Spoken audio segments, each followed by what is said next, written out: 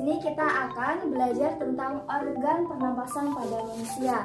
Nah, sebelum kita memasuki pada tahap-tahap organ pernapasan manusia, kita akan membahas pengertian dari bernapas. Nah, bernapas yaitu merupakan proses menghirup udara, yaitu oksigen, bisa disebut dengan O2, dan menghembuskan udara, bisa disebut dengan karbon dioksida atau CO2. Baik, selanjutnya kita akan membahas organ pernapasan pada manusia.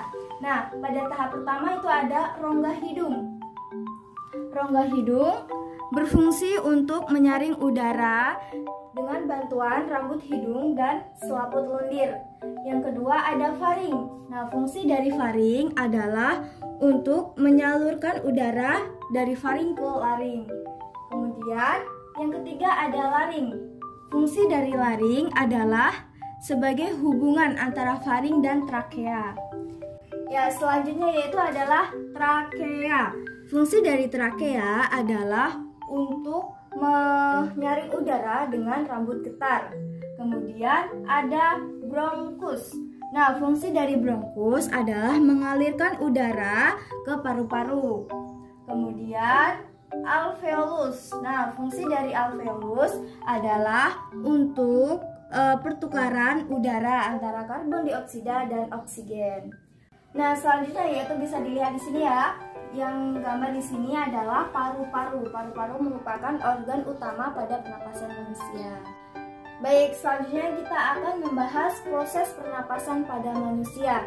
Nah, perjalanan udara memasuki ke paru-paru dimulai dari udara memasuki rongga hidung. Nah, pada rongga hidung ini suhu udara akan dihangatkan oleh rambut hidung dan lendir hidung. Kemudian udara akan melewati faring, kemudian laring, dan kemudian menuju trakea. Kemudian udara dari tenggorokan menuju paru-paru. Nah, sebelum udara memasuki paru-paru, udara akan diproses oleh dua cabang di sini, yaitu disebut dengan bronkus. Bronkus ini memiliki cabang kanan dan kiri paru-paru.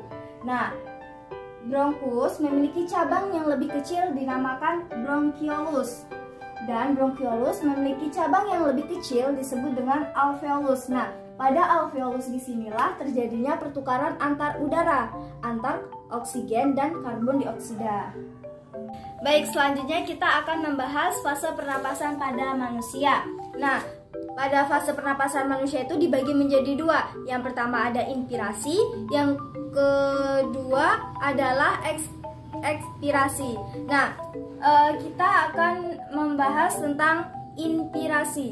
Nah, inspirasi ini yaitu proses udara ketika masuk melalui saluran pernapasan. Nah, terjadinya itu ketika kita menghirup udara. Nah, ketika udara masuk dari rongga hidung kemudian menuju paru-paru. Nah, itu disebut inspirasi. Nah, yang kedua yaitu adalah ekspirasi. Nah, ekspirasi ini adalah proses udara keluar dari saluran pernapasan. Nah, ketika udara keluar dari paru-paru menuju hidung, itu terjadi ketika kita menghembuskan napas.